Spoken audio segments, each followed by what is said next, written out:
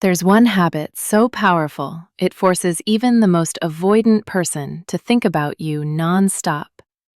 This isn't a theory, it's a profound behavioral pattern that consistently occupies their thoughts, making you an undeniable presence in their mind. Uncover the secret to becoming unforgettable, even to those who typically keep their distance. Look, if you're here, you probably know what it feels like. That person who pulls away right when things get good, who goes cold after a warm moment. And you've probably tried everything: being more available, giving them space, chasing, not chasing. Nothing seems to work the way you hope. But here's what I'm going to share with you today. There's one habit that changes everything.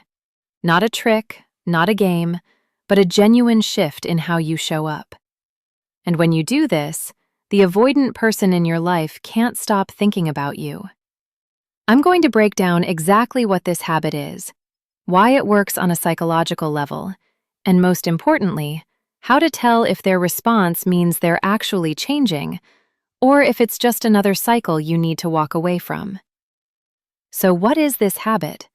It's called emotional stability. Before you click away thinking that sounds complicated, let me explain. Emotional stability is when you remain steady in who you are, regardless of how someone else is acting toward you. You don't chase when they pull away. You don't freeze them out when they come back. You don't punish, you don't beg, you don't change your entire personality based on their mood that day. You just stay you. Warm, but not desperate. Present, but not clingy. Open, but not a doormat. And here's the wild part. This drives avoidants absolutely crazy. Because avoidants are used to two types of people: people who chase them into a corner until they have to run, or people who give up and disappear completely. But someone who stays consistent, who doesn't play the game, that's new territory. And new territory makes them think a lot. Now here's something crucial I need you to understand before we go further. This isn't about manipulation. This is about holding your standards while staying open to real connection. And I'm going to show you exactly what this actually looks like in real life, and the psychology behind why this works. Let me take you into the psychology for a second, because this is where it gets really interesting. Avoidant attachment usually develops in childhood, when a kid learns that expressing needs leads to rejection or disappointment. So their brain adapted. It learned to associate closeness with danger, connection with loss of control. As adults, avoidants expect one of two things in relationships. They expect you to either smother them, which confirms their fear that intimacy means losing themselves, or they expect you to leave when they pull away, which confirms their belief that people can't be trusted to stick around. But when you show up with emotional stability, you break both patterns. You're not chasing, so they don't feel trapped. But you're not leaving either, so they can't confirm their abandonment story. Research shows that avoidant individuals can develop more secure attachment patterns when they encounter partners who provide consistent emotional availability without pressure. You become this puzzle their brain can't solve. And humans, we're wired to think about puzzles.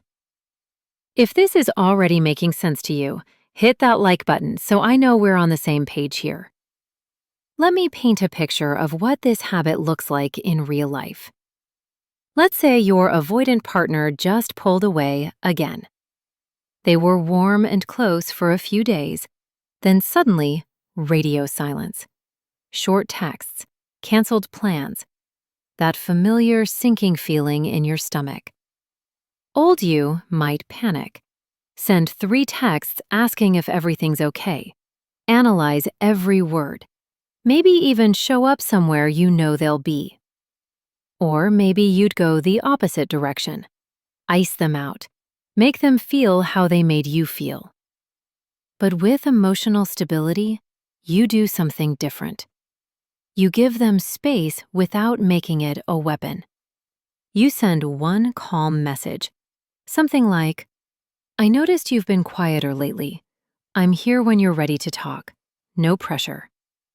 And then you actually go live your life.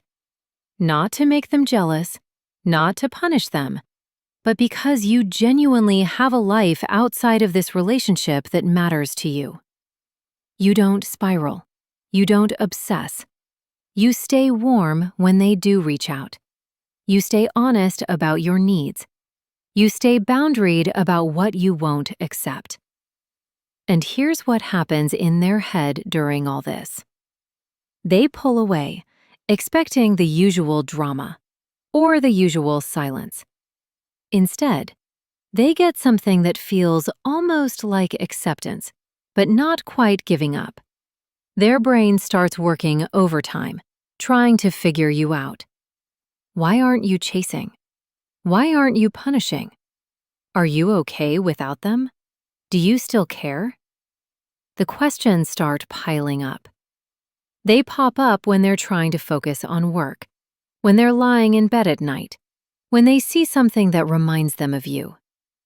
You've become the thought they can't shake, because you're not acting like anyone else they've dated. Quick question for you. When your avoidant partner pulls away, what's the first thing you usually do? Drop it in the comments, because I want to know if you're a chaser, a freezer, or something else entirely. The standard that changes the game. Here's where we separate real progress from just another toxic cycle, and this is crucial. Because this habit works. It does make avoidants think about you. But thinking about you doesn't automatically mean they're ready to change or meet you where you need to be met. So let me give you the framework for how to know the difference. When you practice emotional stability with an avoidant who's actually willing to work on themselves, you'll see specific responses. They'll start initiating more over time. Not immediately, but you'll notice a shift. They'll begin opening up in small ways, sharing a worry, asking for your opinion. They'll acknowledge their patterns. Maybe they say something like, "I know I get distant sometimes. I'm working on it." They won't be perfect at it, but they'll be trying. But if you're practicing emotional stability and what you're getting back is breadcrumbs, that's different.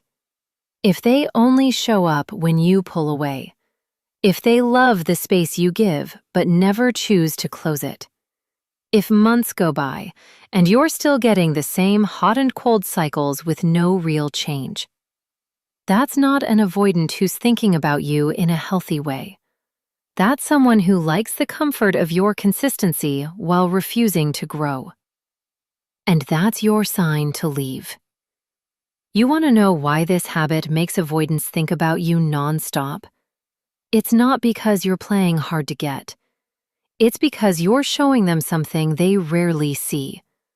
Someone who loves them without losing themselves. Someone who wants connection, but doesn't need it to survive.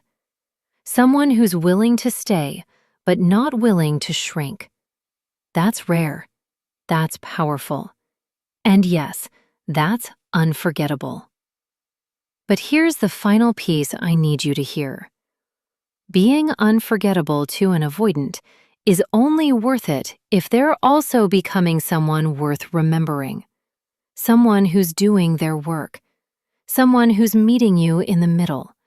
Someone who's choosing you back, not just thinking about you from a distance. You deserve more than occupying someone's thoughts. You deserve to occupy their choices, their efforts, their growth. And if this habit reveals that they can't give you that, then it did exactly what it was supposed to do. It showed you the truth. If this hit home for you, send this to someone who's stuck in the same pattern. They might need to hear it today. And drop a comment telling me which part of this video resonated most with your situation.